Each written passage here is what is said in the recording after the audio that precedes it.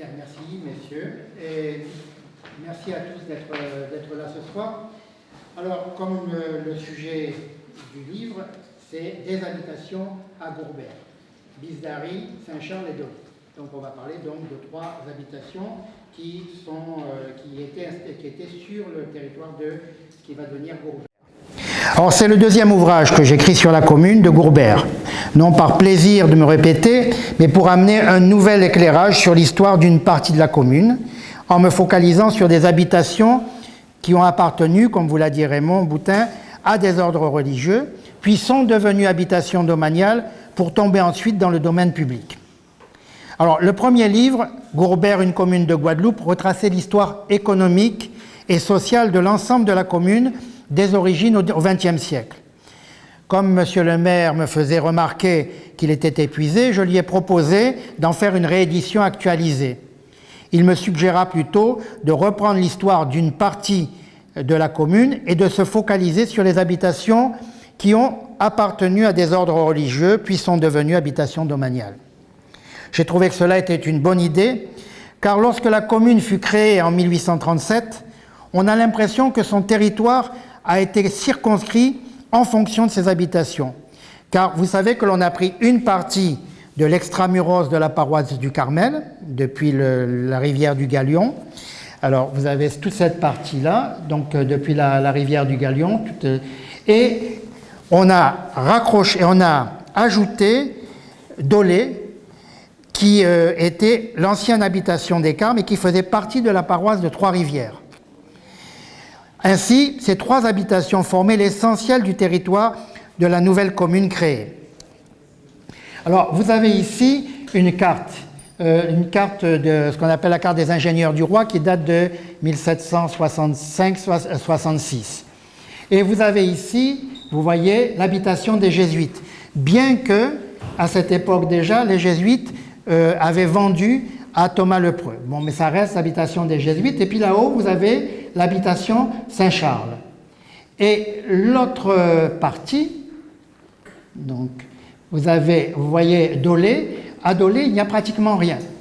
Il n'y a pas encore, à cette époque, l'habitation des Carmes n'était pas encore installée. Il y avait une habitation qui appartenait à M. de Moyencourt, mais qui ne l'avait pas encore mise en valeur. Bon, je vous en reparlerai tout à l'heure. Alors, ces 3 habitations, Bisdary, Saint-Charles et Dolé, lui donnent une unité au niveau territorial, mais surtout au niveau qui nous concerne, le niveau historique. Elles ont eu un destin différent suivant la période, mais avec quand même des similitudes. Avant de devenir la propriété des ordres religieux, ces territoires furent l'objet de convoitises de la part des autorités, et notamment de Charles Houël, qui se réserva la partie allant de la rivière du Galion et au-delà de la rivière Sens et le Houellemont. Donc cette partie, vous savez, Charles Houël a été un seigneur propriétaire de l'île, d'une partie de l'île, et donc quand en 1664 on l'a obligé à vendre l'île, il s'était conservé des territoires. Il s'était conservé par exemple le Matouba, ce qui va devenir Grand Parc, Petit Parc, et Matouba. Il s'était réservé aussi cette partie-là, donc du Galion, toute cette partie jusqu'à Rivière-Sens et au-delà du Houellemont, qui était donc dans les territoires sur lesquels il pensait créer des habitations, disons, qui allait devenir sucrerie. Alors, c'était un territoire intéressant, près du chef-lieu, arrosé par 2 rivières. Il était plein de promesses économiques. Il suffisait d'avoir de la main-d'œuvre pour en faire des habitations prospères. Et le gouverneur savait qu'il était bien placé pour l'obtenir, d'abord des engagés et ensuite des esclaves. Puisque vous savez peut-être que quand, par exemple, une cargaison d'esclaves arrivait, le gouverneur se servait d'abord. Ensuite, vous avez les ordres religieux qui se servaient, et ceux qui restaient, ils étaient donc vendus aux enchères.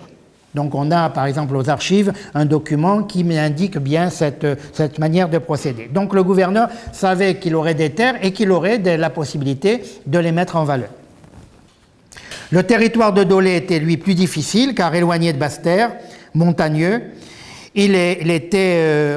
on pensait qu'on pourrait le mettre en valeur plus difficilement. Il suivit donc dans un premier temps le sort classique des terres à mettre en valeur, c'est-à-dire concession à un habitant qui affirmait avoir les moyens de le défricher, de le mettre en culture. Ceci étant dit, chaque portion connut une histoire parallèle en fonction de l'ordre qui en était propriétaire, puis de la destination que voulaient en faire les autorités laïques. À partir du moment où elles appartenaient à la colonie, elles furent tributaires de la politique des autorités locales et nationales en fonction du message que les unes et les autres, c'est-à-dire les autorités locales et les autorités nationales, voulaient faire passer à propos de la société ou de l'économie. En réalité, c'était des territoires, des habitations qui devaient servir de modèle et qui devaient servir d'exemple pour la politique que l'on voulait mener en direction de la Guadeloupe et en direction de la population. Donc d'abord des habitants, des propriétaires, et ensuite en direction de la population en général. Je vous en reparlerai après. Donc l'intérêt principal de ce genre d'ouvrage, en dehors de celui d'exhumer une histoire de la commune en direction de ses habitants, histoire souvent perçue de façon confuse, transmise empiriquement en fonction de la toponymie et des vestiges, et de donner du corps, de la vie aux événements passés, en se penchant sur l'histoire des individus qui ont vécu, souffert et mis en valeur dans des conditions le plus souvent difficiles, le terroir de la commune. C'est l'histoire de la Guadeloupe qui est perçue à travers cet ouvrage, une histoire particulière du fait de la qualité des habitations qui en sont l'objet, mais une histoire globale en mettant en valeur des faits qui généralement sont inclus et peu développés dans l'historiographie plus générale. On aurait pu traiter cette histoire en prenant les habitations les unes après les autres. J'ai préféré logiquement suivre la chronologie et distinguer 4 grandes parties.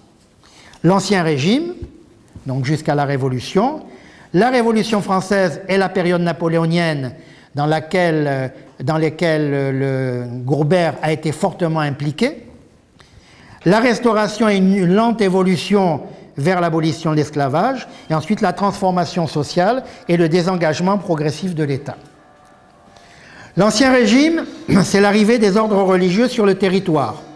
D'abord les Frères de la Charité, en réalité l'ordre de Saint-Jean de Dieu, à ne pas confondre avec l'ordre de Saint-Jean de Jérusalem, qui est l'ordre de Malte. Mais tous les deux également s'occupent de la médecine, ils s'occupent de soigner les malades. Donc, les Frères de la Charité sont arrivés en 1664 pour créer un hôpital civil. Et l'hôpital était donc où se trouve actuellement le tribunal, et la prison était leur couvent. Voilà. Donc ils sont arrivés et ils ont créé l'hôpital. C'était les Frères de la Charité. Alors, ils sont arrivés sur la montagne Saint-Charles, puis les Jésuites à Bisdari, et enfin, après la guerre de 7 ans, les Carmes à Dolé. On retrouvera les conditions dans lesquelles ils sont arrivés et sont devenus propriétaires de ces importantes habitations sucreries.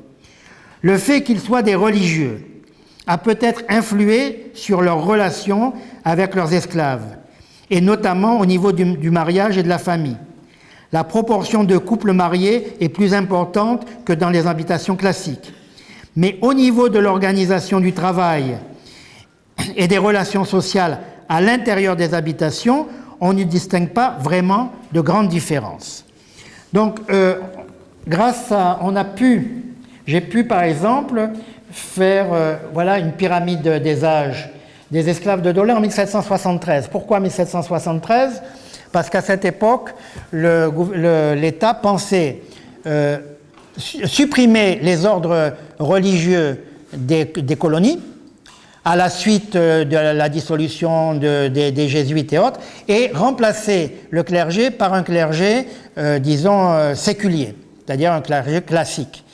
Et donc, à ce moment-là, on a fait l'État, le recensement de toutes des habitations qui appartenaient aux religieux. Mais comme les Frères de la Charité n'étaient pas censés s'occuper de l'encadrement religieux des populations, donc on n'a pas fait le recensement de la montagne Saint-Charles. Par contre, celui de Dolé et puis pour Baïf, celui de Grand Marigot et Petit Marigot qui appartenaient aux Dominicains. On a fait donc un recensement complet. Et vous voyez donc la pyramide des âges nous indique quand même une pyramide assez équilibrée avec beaucoup d'enfants. Et puis bon, une population équilibrée. Peut-être plus de filles que de garçons au début, mais enfin bon. Donc ça indique qu'il n'y a pas une très forte disparité par rapport à une démographie normale.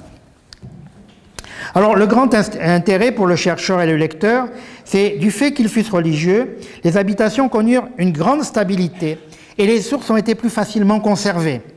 Sources que l'on trouve plus rarement dans les autres habitations des Petites Antilles. Source judiciaire, à la suite des contestations de propriété d'achat de terre. Inventaire de 1773 dont je viens de vous parler quand le pouvoir royal pensait remplacer le clergé régulier, les missionnaires par un clergé séculier. Pour Saint-Charles et Dolé. Source économique, copie de minutes notariales dont les originaux ont disparu. Pour Bisdari, les sources sont encore plus importantes, à la suite de la vente contestée en 1763. Ça a été vendu à Thomas Lepreux, un laïc, avant que les Français reviennent. C'est-à-dire qu'en réalité, c'était l'occupation anglaise et on a vendu l'habitation parce que l'on savait que l'ordre des Jésuites allait être dissous et que ça allait être saisi. Et donc, les Jésuites qui étaient là ont vendu à un bon prix en se mettant une bonne somme, comme on dit entre guillemets à l'époque, on disait sous la rose, c'est-à-dire sous un dessous de table important. Et donc, ça a été naturellement tout de suite contesté, notamment par les créanciers, qui n'avaient pas été payés. Nous avons non seulement des inventaires, mais aussi des lettres, des actes de justice qui se poursuivent au-delà de la Révolution et même de l'Empire. Mais nous aurons l'occasion d'en reparler, car son site a été choisi pour en faire un site d'interprétation. C'est-à-dire que Bisdari, vous savez, a été racheté par la municipalité et on est en train de le restaurer. Et donc, Bisdari va être un centre d'interprétation donc on retracera l'histoire de Bisdari, mais aussi des habitations autour et des habitations de la Guadeloupe proprement dite. Donc on aura l'occasion, sans doute j'aurai l'occasion de vous reparler en détail de Bisdari, et non seulement la partie qui concerne les jésuites et la partie, disons, d'habitation domaniale, mais également jusqu'au XXe siècle. Voilà. La période révolutionnaire marque un coup d'arrêt, une rupture dans leur évolution. Elles sont laïcisées après la dissolution des ordres religieux. D'abord Saint-Charles et Dolé, puis Bisdari par la volonté du gouverneur Lacrosse, sous prétexte qu'elle avait appartenu aux jésuites. Il spoliait ainsi des laïcs, les héritiers de Thomas Lepreux. Avec l'arrivée de Victor Hugues, elles furent confondues avec des habitations nationales, terme qui désigne les habitations qui avaient été abandonnées par les immigrés et qui furent gérées par des séquestres. Elles reviendront sur le devant de la scène en 1802, d'abord en étant au cœur des combats, mettant aux prises les troupes de Richepense et les partisans de Delgrès. Alors, Bisdari,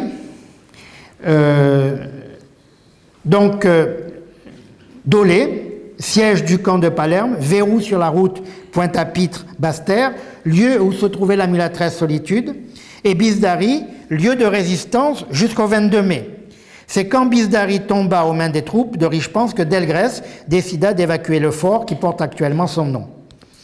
À ce propos, la ruine de la caserne et de la poudrière au pied du Ouelmont mise en valeur dernièrement, éclaire l'importance militaire du site, ce qui n'était pas évident précédemment.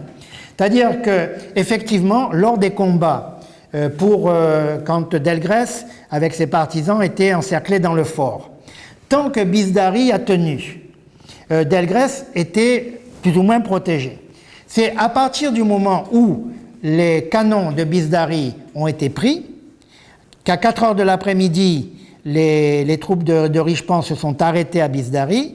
À ce moment-là, le soir, Delgrès a compris que s'il ne partait pas, il serait entièrement encerclé. Et c'est comme ça que le soir du 22 mai, ils sont partis par le bord de mer et ils ont contourné les troupes par le Ouelmont. Une partie s'est réfugiée à Matouba avec Delgrès, et une partie est allée sur Pointe-à-Pitre en passant par Dolé pour prendre... Qu'est-ce que je fais là? Ah non, là. Ah, il y a un problème, oui. En passant par Dolé pour prendre les troupes qui étaient là. Et vous avez ici une gravure. Vous voyez que quand Ignace est parti en direction, avec ses troupes en direction de Pointe-à-Pitre, il a été poursuivi par Gobert et Pélage. Et vous savez que dans l'habitation de Dolé, les révolutionnaires avaient enfermé les femmes et les enfants blanches qu'ils avaient fait prisonniers.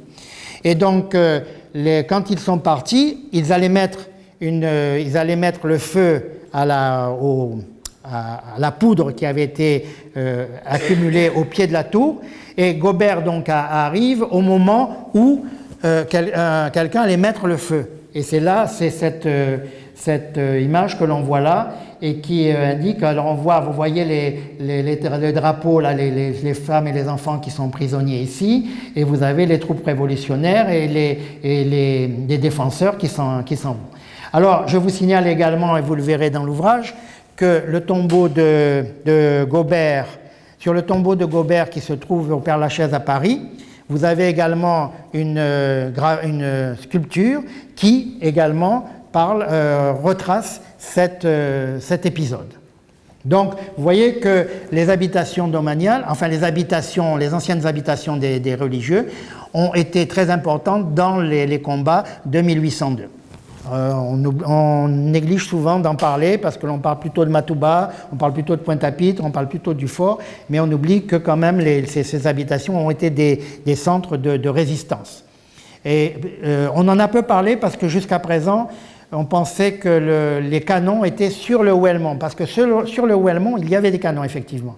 Mais on ne savait pas, les documents sont muets là-dessus, on ne savait pas qu'il y avait une importante caserne avec une importante batterie qui se trouvait au pied du Houellebont, et sur l'habitation Bisdari. Comment? C'est la photo de tout à l'heure. Oui, la photo de tout à l'heure, oui. Que l'on a dégagée dernièrement et qui a été restaurée. C'est une partie. Voilà, que vous retrouvez, vous pouvez aller la voir en allant en direction du centre de géophysique. C'est sur la gauche, on la voit très bien, très dégagée, alors qu'elle était complètement dans les arbres. Et c'est Roger Plaisant qui m'a amené dessus, parce que lui, il est du coin. Il m'a amené dessus et j'étais étonné de trouver ce bâtiment que l'on ne trouve sur aucune carte militaire. Et pourtant, il y en a des cartes militaires. Voilà. Donc, quand les habitations nationales furent rendues à leurs propriétaires revenus d'émigration ou à leurs héritiers, les habitations des anciens religieux devinrent des habitations domaniales avec des ateliers déséquilibrés et réduits aux femmes, aux vieillards et aux enfants. Les hommes jeunes avaient rejoint soit l'armée coloniale, soit les insurgés, ou les deux, puisqu'une partie des insurgés était formée par l'armée coloniale.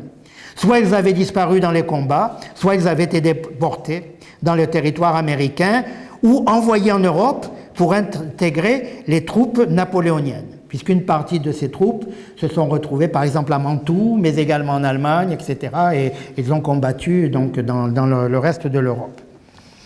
Objets de convoitise, les habitations, objets de convoitise, louées à des locataires qui pensèrent surtout en tirer le maximum de profit, elles entrèrent dans une période d'incertitude, notamment pendant l'occupation anglaise.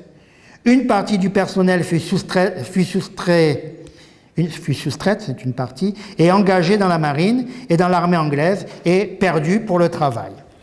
Alors, vous avez, voilà, l'habitation Grand Camp, vous voyez, là, donc la caserne qui est construite, elle a été construite du temps des Anglais. Et vous avez, et ici, c'est Grand Camp, hein. Vous avez le galion ici, Grand Camp, ça a été construit du temps des Anglais, pendant l'occupation anglaise de 1810, 1815, 1816, puisqu'ils sont partis en 1815, ils sont revenus tout de suite. Et vous avez ici le plan de l'habitation Saint-Charles. Alors, pourquoi les Anglais ont construit ici? Puisque le terrain appartenait donc à l'État, il appartenait à la colonie.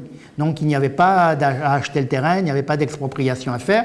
En même temps, c'était un lieu stratégique puisque c'était au bas du palmiste, et le palmiste qui était considéré comme une zone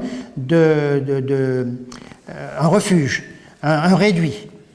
Et le réduit, après, s'est étendu sur Trois-Rivières, mais au départ, le réduit, c'était palmiste. Donc, ils étaient en contrebas. En plus de ça, ils contrôlaient le défilé de Valcanard, oui, et donc, c'était un endroit assez stratégique.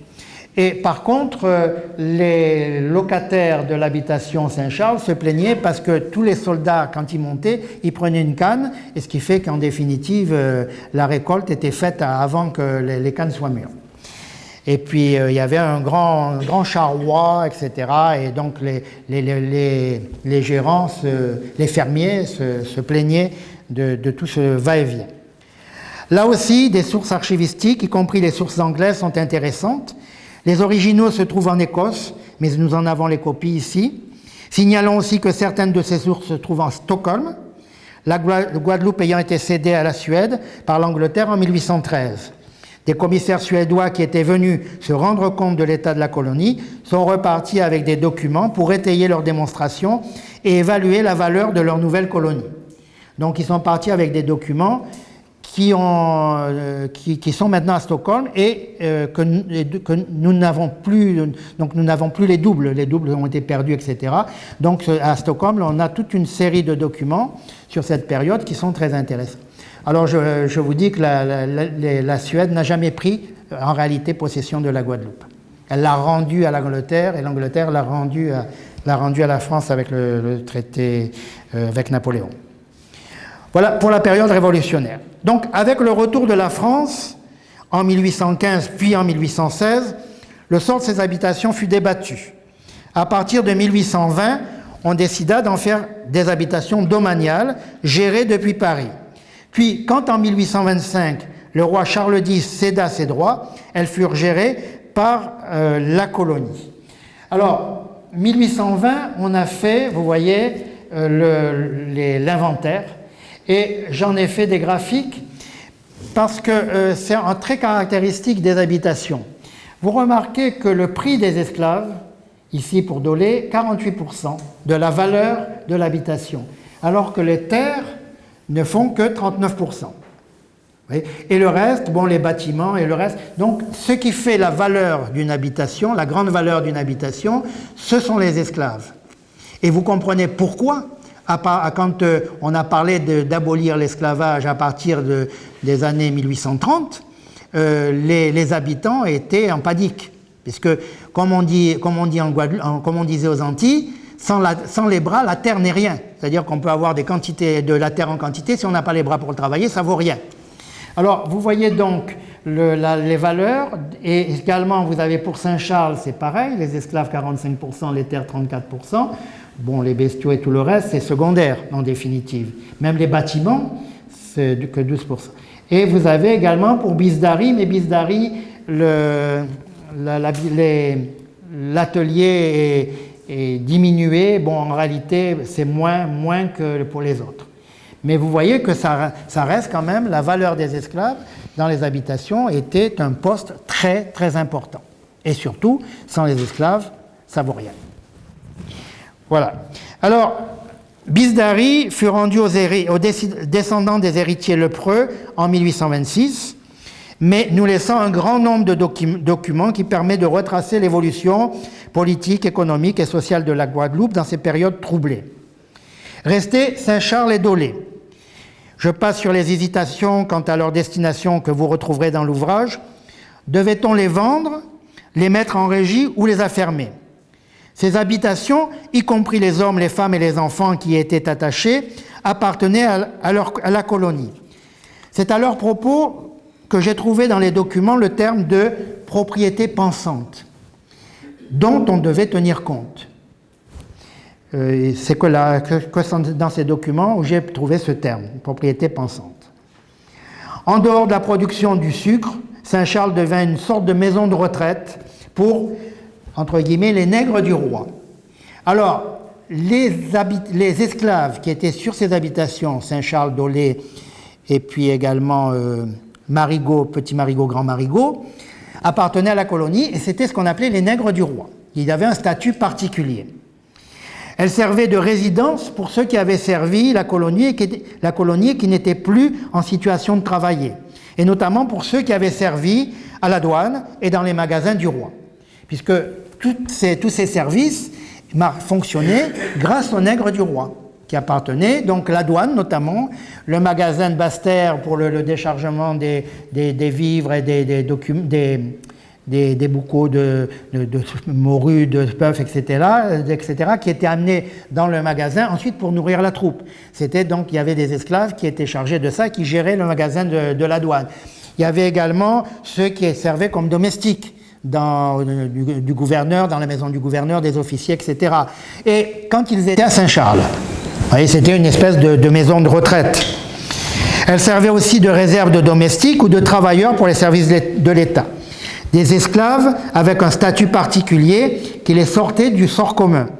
Une sorte de promotion sociale, notamment pour les domestiques qui servaient le gouverneur ou les officiers, qui se sentaient supérieurs naturellement à ceux qui étaient restés, ce qu'on appelait, peut-être plus à Saint-Domingue, les nègres de houx, ou les esclaves. L'habitation servit aussi de lieu de résidence pour ceux que l'on appelait nègres de traite. Alors, les nègres de traite, ce sont des personnes qui avaient été saisies sur les négriers clandestins qui continuaient leur commerce après 1817. Parce que vous savez que l'abolition, la traite, a été, pas l'esclavage, mais la traite a été interdite pour les territoires français à partir de 1817. Donc, les négriers clandestins continuaient à aller chercher des esclaves en Afrique, des captifs, qu'ils ramenaient et que l'on vendait clandestinement. Et quand ces bateaux étaient capturés, quand ils étaient capturés d'abord dans la première partie par les bateaux anglais, la cargaison s'était saisie, et quand c'était près de l'Afrique, on les a amenés en Sierra Leone. Donc, ce qui est pour ça Freetown. Et quand ils étaient saisis par les bateaux français, donc auprès des Antilles, on les a amenés à Saint-Charles. Certains ont été à Trouvaillan, à Martinique, mais se sont tous retrouvés à Saint-Charles. Donc, c'est ce qu'on appelait les nègres de traite. Alors, certains furent envoyés sur les anciennes habitations des Dominicains à Baïf. Vous verrez dans l'ouvrage l'évolution de leur statut. Ni esclaves, ni libres. Théoriquement, ils n'étaient pas esclaves, ils étaient entre guillemets en apprentissage sur les habitations, mais eux, ils ne le savaient pas. Et donc, ils étaient mis avec les esclaves du roi, avec les nègres du roi, et ils travaillaient comme les autres, sans savoir qu'ils n'étaient pas esclaves, qu'ils avaient un statut intermédiaire. En réalité, ils n'étaient pas libres non plus, puisqu'ils étaient théoriquement en apprentissage. Mais eux ne le savaient pas. Donc voilà, ils furent libérés avant les esclaves communs. Certains sans condition, d'autres avec un contrat d'engagement. Cela causa un véritable séisme dans la société, car ceux qui travaillaient avec eux ne voulaient pas comprendre qu'ils fussent libérés et non eux-mêmes. Pourquoi eux étaient libérés, ils travaillaient avec eux la veille, et le lendemain, arrive de Paris un ordre de les libérer. Ils se disent pourquoi eux et pas nous. Donc c'est un séisme dans la colonie. Les maîtres d'esclaves avaient peur que cela n'incite leurs propres esclaves à réclamer plus fermement et plus violemment leur propre affranchissement. Les nègres du roi furent libérés progressivement avant 1848. Ce qui nous fait dire que la majorité de la population servile de la commune fut libérée avant toutes les autres. Est-ce pour cela que nous n'avons pas de registre de nouveaux libres pour la commune? Nous retrouvons trace de ces libérations dans les documents officiels, le journal officiel de la Guadeloupe, le bulletin des lois et dans les registres d'état civil. Les habitations qui avaient été affermées perdirent une grande partie de ce qui faisait leur valeur, les travailleurs, esclaves et nègres de traite. Les fermiers réclamèrent, car ils avaient loué des habitations qui étaient en état de fabriquer du sucre et se retrouvaient avec des terres qu'ils ne pouvaient plus mettre en valeur.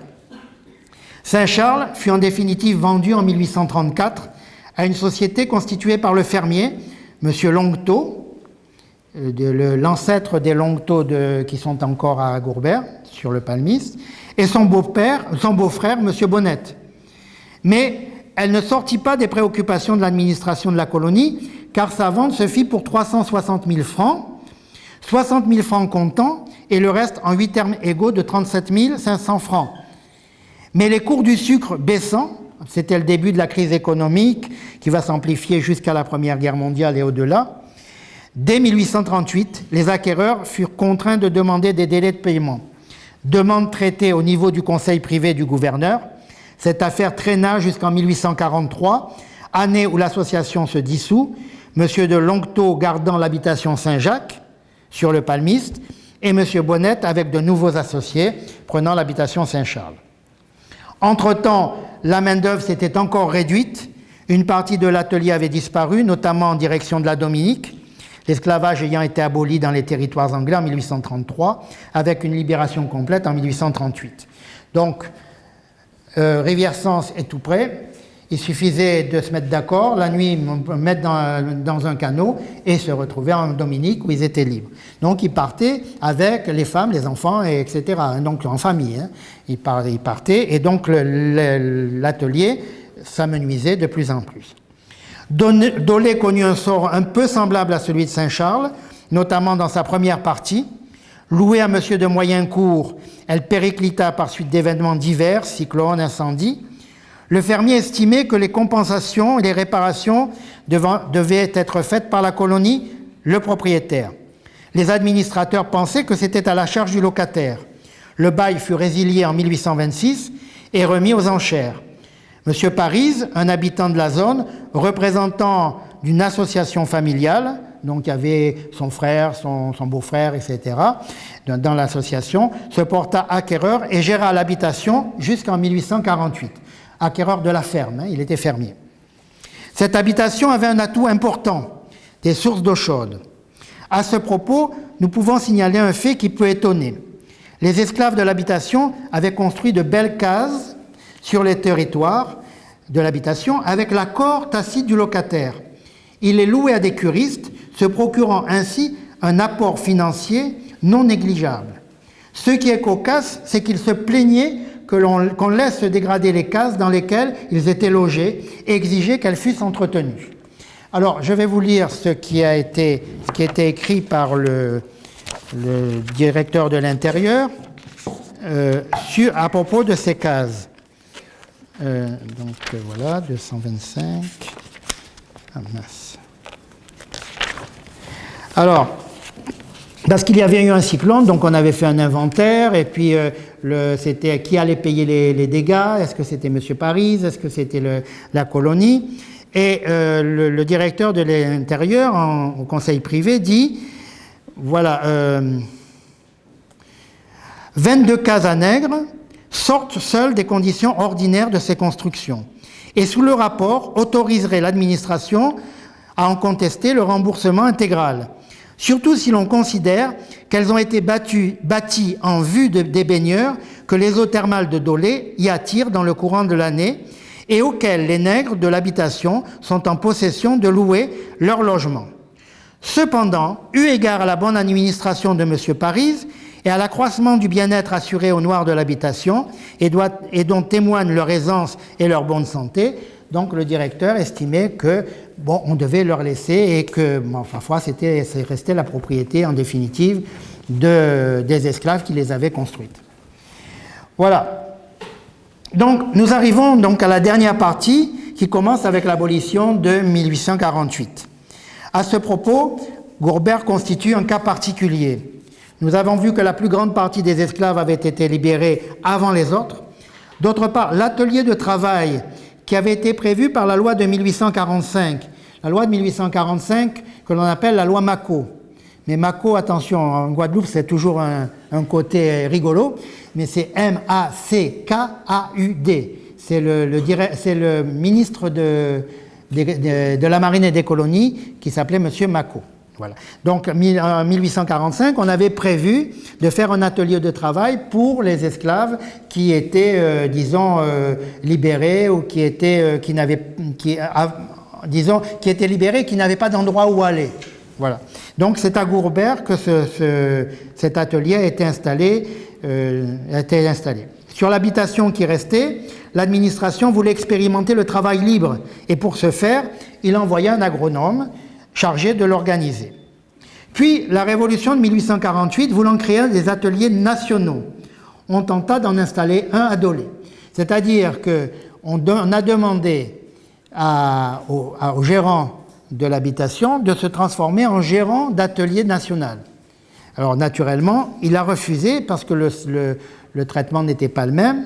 Et le gérant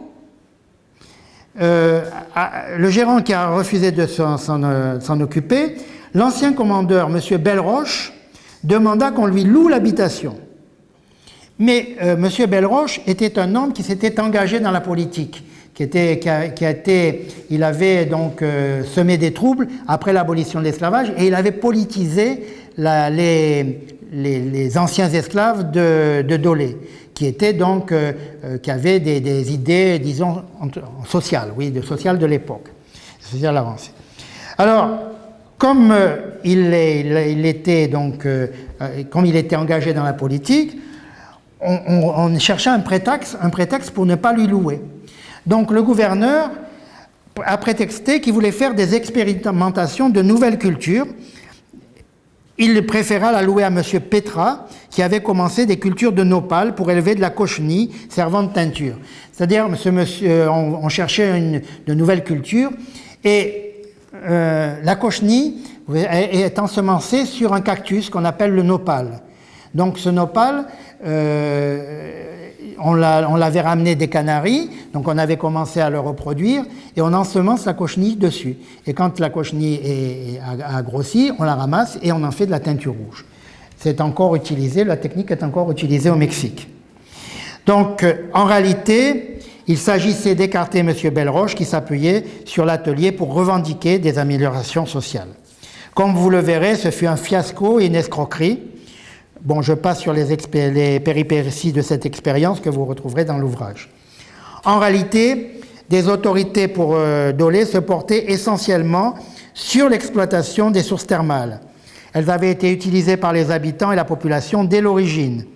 Le dernier fermier avait essayé d'organiser une sorte de centre thermal sans grand profit. Lorsque l'habitation fut démantelée en lot en 1869, la colonie se réserva 11 hectares autour de la digue et 10 mètres de terrain autour et un chemin qui mène de la route au bassin. En 1876, un véritable centre thermal fut organisé par le Conseil général avec construction de piscines, d'une case pour le gardien chargé de l'entretien et de la perception des droits. Donc, vous avez l'hôtel, mais voilà la piscine, vous voyez. Donc il y avait une piscine pour les femmes, il y avait une piscine pour les hommes, il fallait payer, il y avait une piscine on payait plus cher, voilà, donc, et puis vous avez, et vous avez l'hôtel, qui est un peu plus, ça date de 1935, l'hôtel.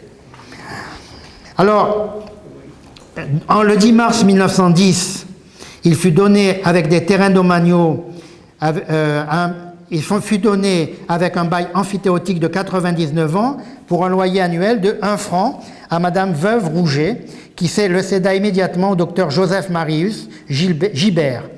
Il fut ensuite cédé à l'association La Guadeloupéenne, créée par le docteur Pichon. Vous connaissez le docteur Pichon, qui a le square Pichon de Basse-Terre, qui était un personnage très important, laquelle transporta le bail le 15 mars 1918 à la Société fermière des établissements balnéaires et thermaux de la Guadeloupe. Celle-ci fit construire une véritable station thermale à destination des touristes avec bassin et hôtel-restaurant. Vous savez, le docteur Pichon, c'est celui qui avait créé une association qui s'appelait La Guadeloupéenne. La Guadeloupéenne publiait un bulletin qui est très intéressant justement pour tout ce qui est un petit peu la vie de tous les jours en Guadeloupe. Et également, il a développé l'hôtel à Pointe-à-Pitre, qui est maintenant la chambre de commerce, et également l'hôtel de Dolé avec le centre thermal. Et il pensait donc développer le tourisme en Guadeloupe. Alors cette organisation perdura jusqu'aux années 1950. En 1966, la concession fut scindée en deux parties. L'une concernait l'hôtel et les bains, et l'autre l'exploitation des sources de Capes-Dolé.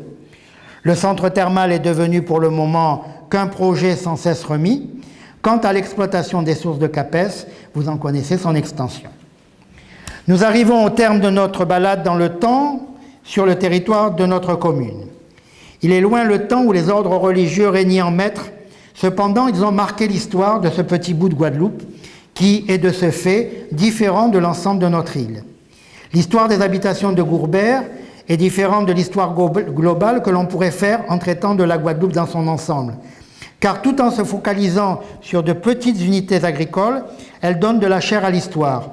Elle fait référence à divers aspects de la servitude, à l'économie de plantation, aux problèmes politiques et sociaux qui ont accompagné l'évolution de la société. Elle explique en grande partie la société moderne et ses problèmes.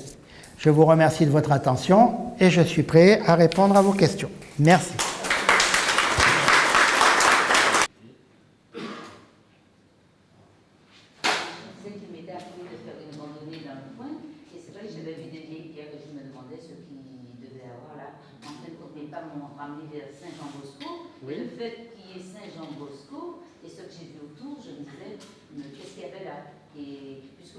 De Bisdari, de Dolé et d'une autre, celle-là s'appelait comment ou bien elle faisait partie de quelle habitation? Voilà, donc effectivement, vous aviez l'habitation Bisdari, elle montait jusqu'au Val-Canard, hein, jusqu'à ce qui est actuellement le bourg.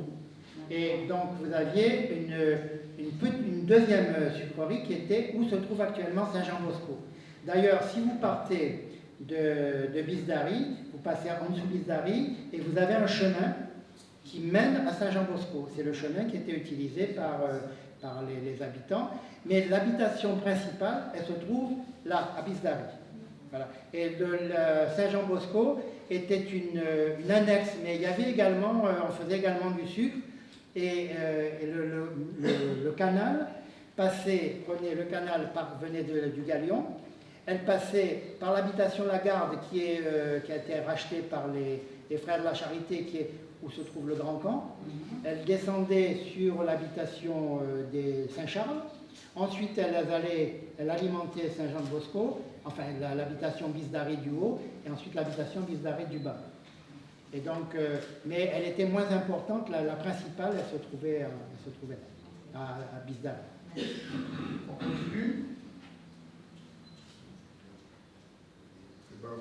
C'est la deuxième de notre question.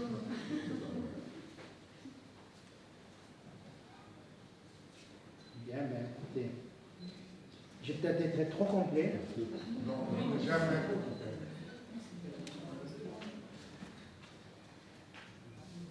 Je ne vais pas poser de questions, il ne faut pas croire. Tu ne poses pas de questions, hein. Tu ne joues pas le jeu alors. Ah. Allez. Merci. J'ai acheté l'ouvrage, je vais le lire attentivement, parce que j'ai des parents qui ont été esclaves de l'habitation Saint-Charles. La première identifiée en 1775, sa fille en 1915.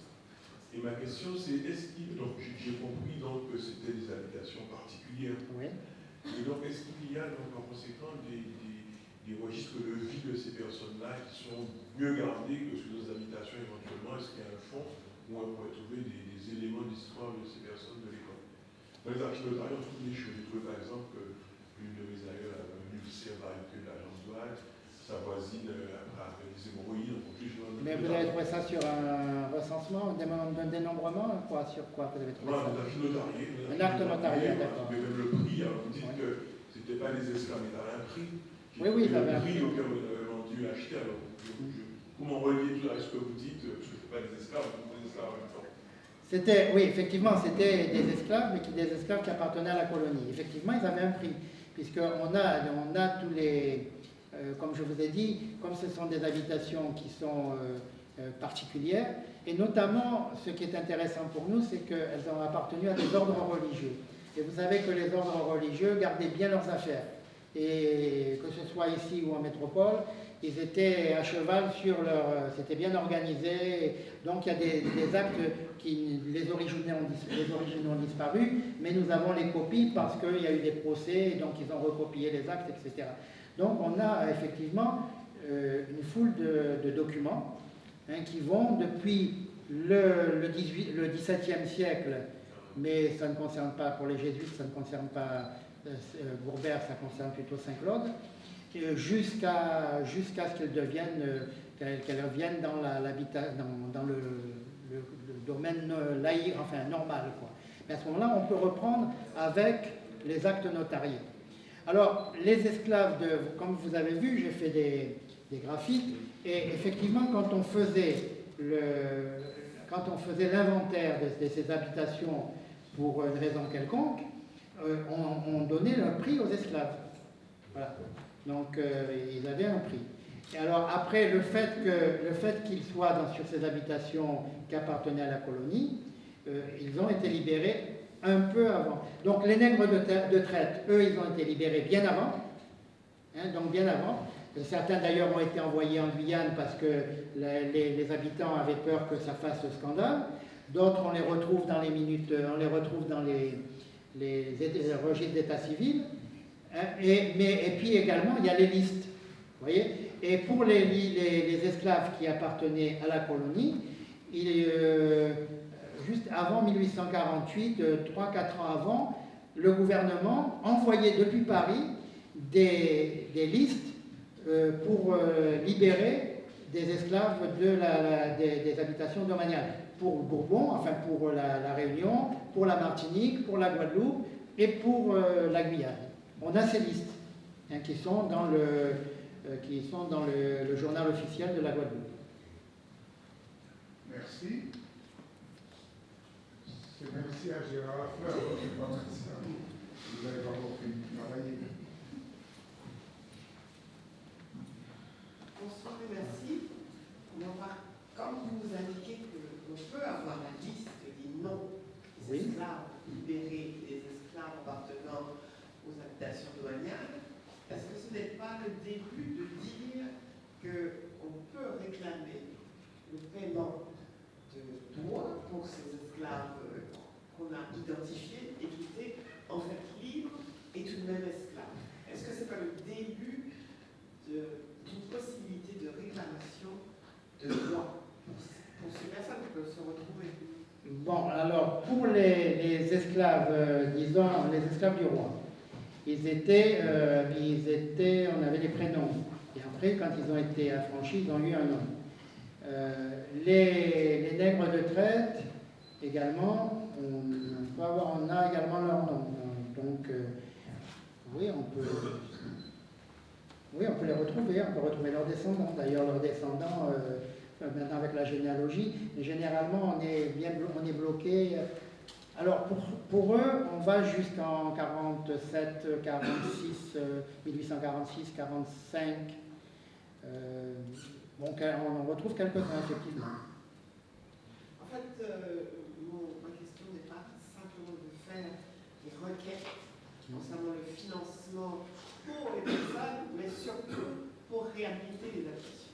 La réhabilitation va coûter cher, le travail qui sera fait va être quand même un travail intéressant qui va demander quand même beaucoup d'argent.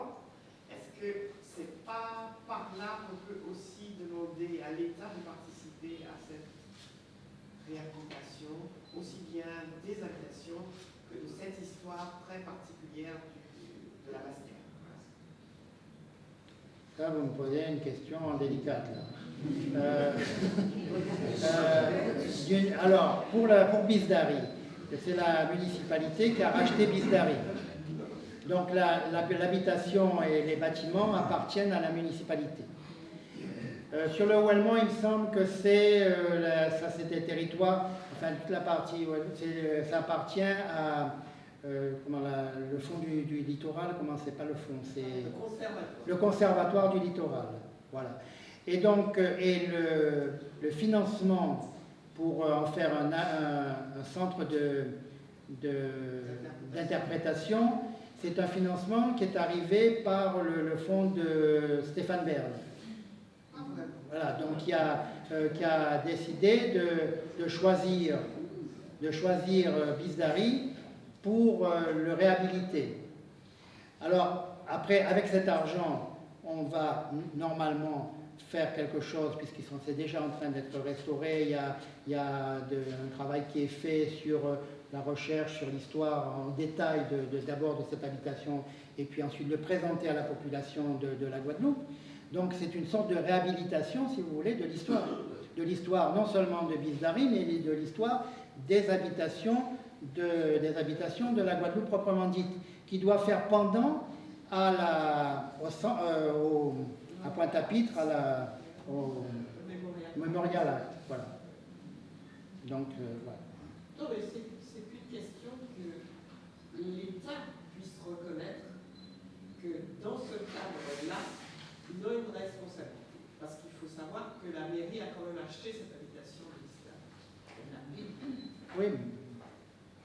Elle a acheté des mains de l'État, d'ailleurs. Non, elle a acheté à un particulier. Non, la mairie a acheté au ministère de la Culture. Ah, le ministère de la Culture l'avait racheté à un particulier, effectivement. Parce que la DAC avait l'intention de s'installer là, effectivement. Et donc, ils ne l'ont pas en définitive, ils pensaient le restaurer et en faire la DAC. Et comme ils se sont installés ailleurs, donc la municipalité a racheté à la DAC, à l'État. Mais l'État avait racheté à un particulier, à des particuliers. Oui, monsieur. Moi, j'ai bien aimé le graphique. Quand on fait cette recherche, enfin, pour ceux qui me concernent, où les grands-parents étaient esclaves de Chorette, on trouve toujours les mêmes configurations. Je pris tout ce qui est humain, les grillons, les gosses, hommes, en assemblage, le prix des animaux, les bois de roue, les récoltes. Et ce qui est surprenant, c'est effectivement le prix des esclaves était toujours plus impressionnant. Une question un peu plus précise, quand ils étaient venus, il y avait ce qu'on appelait les nègres épaves. Ah oui. Les nègres épaves, c'est-à-dire propre à la production. Dois-je croire qu'en Robert, avec des ordres religieux, ces nègres épaves avaient bien meilleur sort qu'au moi sur les sous-propriétés? Alors là, ça c'est... Bon, les nègres épaves, c'était ceux qui étaient, disons, qui n'étaient pas revendiqués par un propriétaire ou qui étaient âgés, ce qu'on appelle les surâgés. Mais dans les habitations, généralement, vous avez donc les surâgés qui n'ont pas de valeur, ou les sans valeur, voilà, mais qui sont dans l'habitation.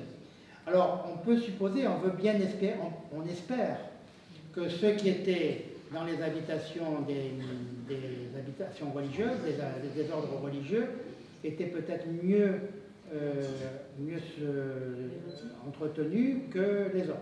Bien que, par exemple, quand vous avez une habitation qui appartenait, par exemple, à Madame de Monterran, le Pelletier de Monterran à Saint-Claude, enfin ce qui va devenir Saint-Claude, comme c'était une dame qui était seule et qui pratiquait un socialisme catholique, etc. Donc il y avait une chapelle, il y avait donc d'ailleurs c'est pas pour rien qu'elle a été dont on a gardé son souvenir. Donc c'était quelqu'un de laïque, mais qui pratiquait un socialisme chrétien. Voilà. Mais ça dépendait tout simplement des propriétaires. On veut bien espérer que ceux qui étaient chez les religieux étaient mieux traités. Après, quand ils appartenaient à la colonie, effectivement aussi, ils avaient droit ils étaient traités, ils avaient droit à un vêtement, ils avaient droit à être nourris, etc. Et d'ailleurs, quand les fermiers, par exemple, ne se conformaient pas au règlement, au conseil privé, On donnait l'ordre aux fermiers de se conformer au règlement. Autre question. Au niveau des sites, sur ces domaines où il y avait les religieux, j'aurais voulu savoir si, au moins d'intérêt, c'était pas force commune ou pas. Non, les cimetières, il y avait des cimetières d'habitation. D'ailleurs, la commune de Gourbert a eu un cimetière communal que très tardivement, qu'après 1837-1838, parce que justement, il y avait, chaque habitation avait son cimetière. D'ailleurs, une année, il y a peut-être 15-20 ans, avec le maire et une partie du conseil municipal, on a recensé tous les cimetières de Gourbert. Et il y en a une quantité. Maintenant, malheureusement, ils disparaissent. Mais par exemple, nous avons le cimetière de l'habitation Longto, là-haut, et nous avons la preuve que le cimetière servait non seulement à la famille des Longto, mais également aux esclaves. C'est-à-dire que c'est le procureur Fourniol qui, en 1844, fait une tournée d'inspection et qui dit que le cimetière, qui est sur un morne, il existe toujours, il est encore en activité, il est sur les hauteurs, assez éloigné de la maison. Donc il y a les tombes des Longto et consorts, et Bonnette et autres, et il y a également autour, il y avait les tombes des esclaves. Parce qu'il faut bien vous dire que le problème des cimetières, c'est que nous sommes un pays catholique. Et ça, on le néglige quand on parle des cimetières. Dans les pays catholiques, le cimetière est consacré. Et tout le monde est catholique obligatoirement. Donc, on enterre les catholiques dans un terrain consacré. Voilà. Alors, justement, Fourniol se demandait si ces cimetières d'habitation étaient bien consacrés. Mais bon, apparemment, ils avaient peut-être... Alors, et il disait qu'il valait mieux quand même faire un cimetière pour la paroisse où les esclaves pourront être enterrés sous la protection de la croix. C'est ce que disait Fourniol. Oui, merci. Merci Gérard Lafleur pour cette présentation très claire. J'ai une question qui rejoint un peu celle de monsieur concernant le fait que je crois que tu as dit que les esclaves qui étaient sur les habitations gérées par les jésuites avaient un traitement similaire à ceux des autres. Mais je me demandais s'il n'y avait pas quand même une petite différence, notamment par rapport à l'inscription religieuse. Si on regarde par exemple la même période dans les colonies françaises, notamment Saint-Domingue, avant l'expulsion des jésuites, on voit quand même des missionnaires jésuites qui ont vraiment cette mission, qui sont considérés comme alors à l'époque on dit prêtres. Les curés des nègres, oui. Et donc je me demandais si dans les habitations que tu avais analysées, on n'avait pas ce genre de cas de figure. Oui, effectivement, les jésuites ne s'occupaient pas des blancs et donc des livres de couleur également. Ils étaient spécialisés dans l'encadrement des esclaves. Mais par contre, pour Saint-Domingue, c'était sur l'ensemble de l'île. Pour Saint-Domingue, partie française. Pour Saint-Christophe également, quand elle était française, c'était sur l'ensemble de l'île. En Martinique, ils avaient des paroisses, etc. Tandis qu'en Guadeloupe, ils n'avaient pas de paroisse. Ils avaient l'église, qui est maintenant l'église du Carmel, était l'église Saint-Louis, et c'était l'église des esclaves. Donc là, les jésuites qui étaient donc à Bisdari s'occupaient particulièrement, ils encadraient les esclaves. Et donc, sur l'habitation, aussi bien celle de Bisdari que celle de Saint-Charles que d'Olé, il y avait une chapelle.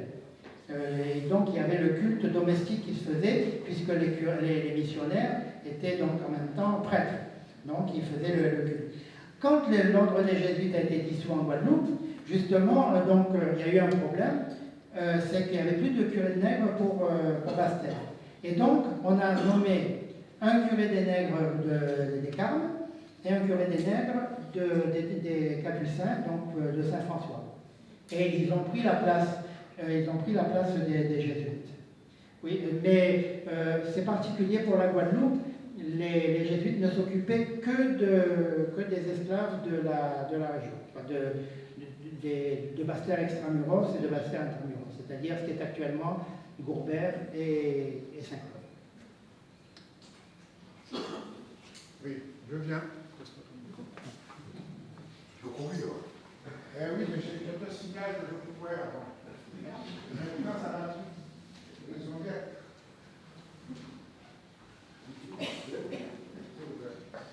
Bonsoir. Bonsoir. J'ai une question, M. Lafleur. Oui. C'est vrai que ça ne fait pas partie de la date que vous avez analysée, mais du fait que vous avez fait un travail sur Gobert, il y a une question que je veux avoir une réponse parce que j'entends beaucoup de gens en Guadeloupe dire ça. Je ne sais pas si c'est vrai.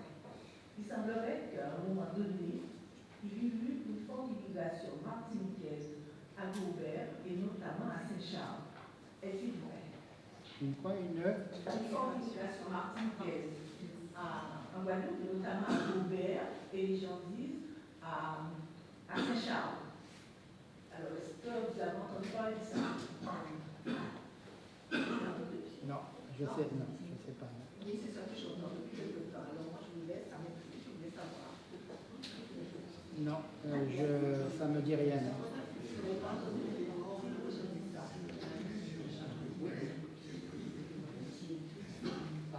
D'autres questions?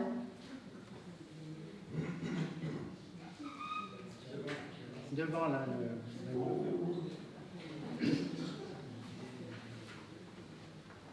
Devant, c'est qui? C'est qui? J'aimerais savoir si à aucun moment l'Église n'a essayé de récupérer ses biens, puisqu'à un certain moment il y a eu une vente des mœurs sous l'occupation anglaise, mais après, parce que je suppose que personne n'est possédé de ce qui lui revient, de droit. Oui, alors l'Église. Donc après la Révolution, donc après 1802, quand Ernouf est revenu, donc les habitations ont été donc gérées par le domaine. Mais en 1810, il y a eu l'occupation anglaise. Et lors de l'occupation anglaise, l'Église a essayé de récupérer justement les habitations. C'est-à-dire que comme les Anglais ne payaient pas les curés, donc son titre c'était le nom, mais c'est pas le nom, c'est le responsable, si vous voulez, de l'Église, j'ai oublié son titre, a négocié avec les Anglais pour récupérer les habitations. Mais ces habitations, les Anglais l'avaient louées à un dénommé Hay qui était un proche du gouverneur. Et également un proche du Buc de Saint-Olympe, qui était celui qui dirigeait qui était un Martiniquais, mais qui était pro-anglais et qui dirigeait la Guadeloupe au nom des Anglais. Donc ils se sont arrangés pour gagner le maximum d'argent. Et c'est vrai que en 1812, le gouverneur Dubuc s'est brouillé avec M. Dehaye, et donc ils ont remis les habitations en concurrence pour la ferme, et à ce moment-là, on les a données à l'Église. Mais en réalité, dès que la France est revenue, en 1815, la première fois, la première chose que le gouverneur français a fait, c'était de reprendre les habitations. Et autrement, ils n'ont pas. Après, ils n'ont pas essayé de reprendre. Et j'en parle dans l'ouvrage, vous allez voir la réponse dans l'ouvrage.